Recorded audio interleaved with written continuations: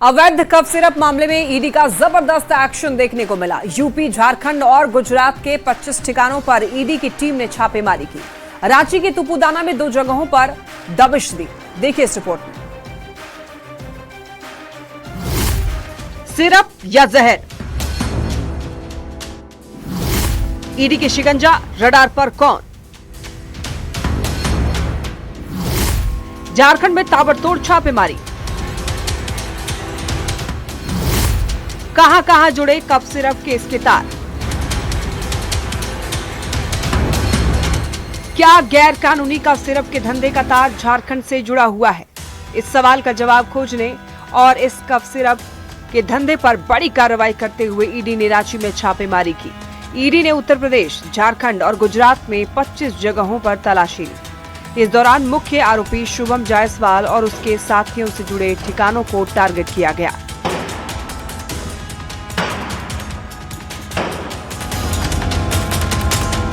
रांची में तुपुदाना में ईडी की बड़ी कार्रवाई जारी है। शैली ट्रेडर्स के वेयर हाउस और सिल्वर स्प्रिंग अपार्टमेंट में छापेमारी की गई। फ्लैट नंबर 1C, जहां आरोपी शुभम जायसवाल किराए पर रहते थे, वो बंद मिला, जिसके बाद टीम ने ताला तोड़वाकर जांच की। राकेश कुमार के फ्लैट में ही शुभम जायसवाल किराए पर रहते थे। शुभम जायसवाल का कनेक्शन उत्तर प्रदेश से जुड़ा हुआ है। उत्तर प्रदेश में रौबदार लोगों में उनका नाम आता है। क्या है ये पूरा मामला, जानिए।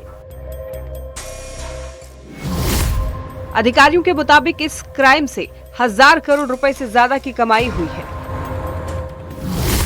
मुख्य आरोपी शुभम जायसवाल अभी फरार है और माना जा रहा है कि वो दुबई में है। जो स्थानीय लोग हैं वो बताते हैं कि शुभम जायसवाल के एक ठिकाने नहीं है रांची में। शुभम जायसवाल कई अन्य ठिकाने पर भी रहते हैं, जिनमें से कि कुछ आगे और चलकर वहां भी उनका किराए का मकान है। इसी अपार्टमेंट के दूसरे तल्ले पर भी वो किराए में रह चुके हैं। यानी जो सिस्टम बता रहा है वो ये बताता है कि कहीं ना कहीं शुभम जायसवाल अपने फ्लैट को बदलते रहे हैं। हालांकि अब भी वो फ्लैट में नहीं थे। वहीं इस मामले को लेकर बयानबाजी भी खूब हो रही है। कांग्रेस ने कहा कि इसकी शुरुआत बहुत पहले हो जानी चाहिए थी, जब मध्य प्रदेश में 11 बच्चों की मौत हुई थी। बहुत विलंब से इस मामले में रेड की शुरुआत हुई है। जब मध्य प्रदेश में बच्चे मरे थे, उसी वक्त यह रेड शुरू हो जाना चाहिए था पूरे देश में। जानकारी के मुताबिक नशीली कफ सिरप का कारोबार देश में ही नहीं बल्कि नेपाल, बांग्लादेश समेत अन्य देशों तक फैला था। यही वजह है कि इस मामले में यूपी पुलिस, एसटीएफ, एसआईटी और ईडी समेत तमाम जांच एजेंसियां लगी हुई है। न्यूज़ 18 के लिए रांची से ओम प्रकाश के साथ गौरव झा की रिपोर्ट। आइए रुक करते हैं अगली खबर की ओर। कोयला चोरी मामले में भी ईडी का एक्शन देखने को मिला। धनबाद में 2 जगहों पर ईडी की टीम ने दबिश दी। डेको आउटसोर्सिंग कंपनी के संचालक समेत कई ठिकानों पर छापेमारी की गई और कोयला कारोबार से जुड़ी अवैध संपत्ति और दस्तावेज खंगाले गए। देखिए रिपोर्ट। अब कोयला चोरों की खैर नहीं, ईडी की रडार पर कोयला कारोबारी। कोयला चोरी के तार कितने गुनाहगार, ईडी का एक्शन, किसकी बढ़ी टेंशन? जी हां, कोयला चोरी मामले में आरोपियों पर शिकंजा कसते जा रहा है। ईडी की टीम ने एक बार फिर धनबाद में दबिश दी। धनसार और भेलाटांड में ये कार्रवाई हुई। सबसे पहले टीम ने धनसार स्थित कोयला आउटसोर्सिंग कंपनी डेको के कार्यालय में दबिश दी। कंपनी के मालिक मनोज अग्रवाल के घर के साथ साथ डेको के कंपनी निदेशक एन झा के घर पर ईडी की टीम पहुंची। भेलाटांग रोड स्थित ट्रिनिटी गार्डन अपार्टमेंट में स्थित फ्लैट पर दलबल के साथ टीम पहुंची। कमरे को बंद कर घंटों जांच पड़ताल की गई और दस्तावेजों को खंगाला गया।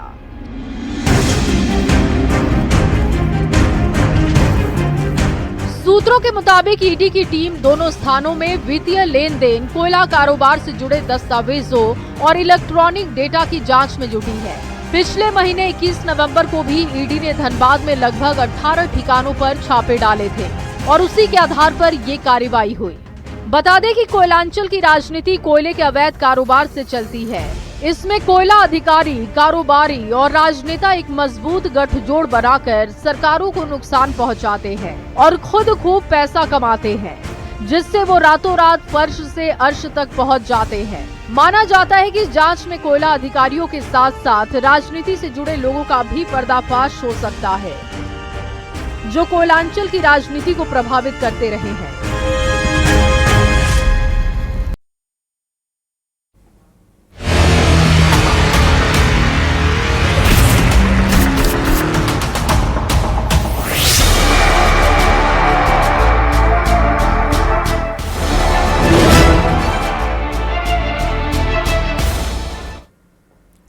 झारखंड के धनबाद जिले के केंदुआडीह थाना क्षेत्र में 10 दिनों से जारी गैस रिसाव मामले में जांच प्रक्रिया तेज कर दी गई है।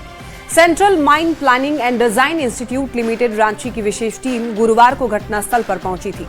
सीएम पीडीआई की टीम ने गैस रिसाव के क्षेत्र का विस्तृत माप करने के लिए अत्याधुनिक ड्रोन कैमरे का उपयोग भी शुरू कर दिया गया। सीएम पीडीआई रांची के जियोलॉजी मैनेजर भुवनेश गुप्ता अपनी टीम के साथ स्थल पर पहुंचे और ड्रोन से तापमान, आबादी और घरों की संख्या का डेटा एकत्र किया। विशेषज्ञ टीम पिछले एक सप्ताह से रोज गैस स्तर की माप कर रही है, लेकिन स्थिति अब भी गंभीर बनी हुई है। टीम का ये कहना है कि रिपोर्ट आने में 15 से 20 दिन लगेंगे, जबकि गैस का स्तर सामान्य से अभी भी अधिक पाया जा रहा है। पिछले 10 दिनों से अधिक समय से जहरीली गैस का रिसाव हो रहा है और जहरीली गैस का जो रिसाव है वह अभी तक बंद नहीं हुआ है। हालांकि अब तक जो है तो बीसीसीएल, डीजीएमएस, सिम्फर, ITISM और सीएमपीडीआई रांची की टीम लोयाबाद क्षेत्र पहुंच चुकी है और अभी आप ये देख सकते हैं कि यहाँ पर जैकेटिंग किया हुआ है और इसी जगह पर गैस रिसाव हो रहा था और यहाँ पर मिट्टी भराई की गई है। इस क्षेत्र में जहरीली गैस के रिसाव से लोगों में काफी दहशत है और यही कारण है कि लोग काफी डरे सहमे हुए हैं।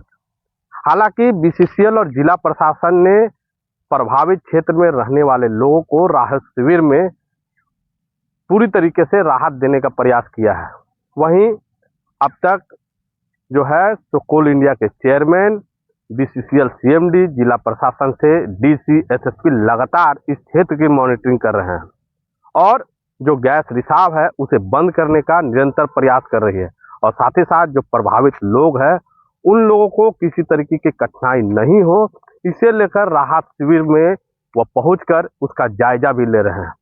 फिलहाल यह गैस रिसाव कब तक बंद होता है यह देखने वाली बात है, लेकिन जिला प्रशासन, कोल इंडिया के चेयरमैन, सीएमडी ने स्पष्ट रूप से यहाँ के लोगों को कहा है कि अगर उन लोगों को सुरक्षित रहना है तो वो लोग अन्यत्र कहीं पर जहाँ के बीसीसीएल और जिला प्रशासन उन्हें बसाने का प्रयास कर रही है वहाँ पर वह जाकर रहे, क्योंकि जहरीले गैस का रिसाव हो रहा है जो उनके सेहत और उनके परिवार के लोगों के लिए काफी खतरनाक है।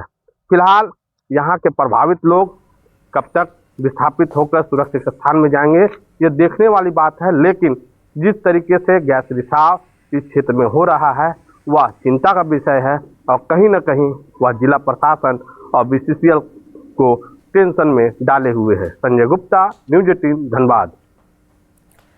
झारखंड पुलिस सूखे नशे के तस्करों के खिलाफ लगातार ऑपरेशन मोड में है। टीवी स्क्रीन पर आप कुछ अलग अलग जिलों की तस्वीरें देखेंगे। ये देखिए 3 अलग अलग जिलों की तस्वीर, रांची, जमशेदपुर और चतरा की, जहां पुलिस ने एक साथ ताबड़तोड़ छापेमारी की और इस बड़े अभियान में अफीम, ड्रग्स और ब्राउन शुगर की सप्लाई चेन तोड़ी गई और तीनों जगह से कुल 11 तस्कर गिरफ्तार किए गए हैं और नशे के नेटवर्क को करारा झटका दिया गया है।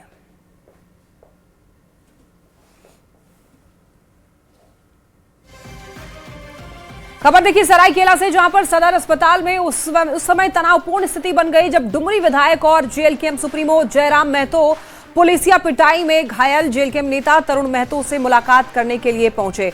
दरअसल तरुण महतो को न्यायिक हिरासत में जेल भेज दिया गया। आपको बताते चलेंगे, जिसके बाद उनकी तबीयत बिगड़ गई। पुलिस ने उन्हें अस्पताल में भर्ती कराया।